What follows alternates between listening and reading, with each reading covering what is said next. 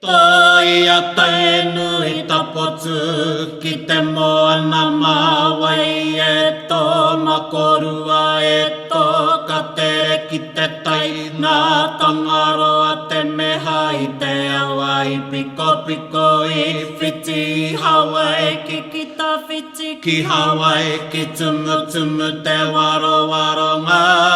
uranga kai whangapara o te ngawha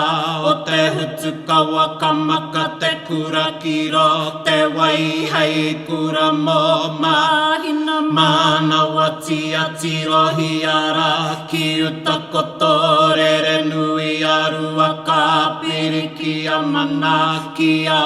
uri o toi te huatahi whakatau i te ihu o te waka ki te awa nui ki haura ki kaire panga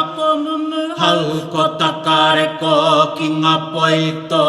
te kupenga atara mai nuku ki tā makira ki te rangi totongi a ai e te ihu o tama te kapua ki te tapotu tanga ki te manuka nuka kau kai ka whia he moana he kai he tangata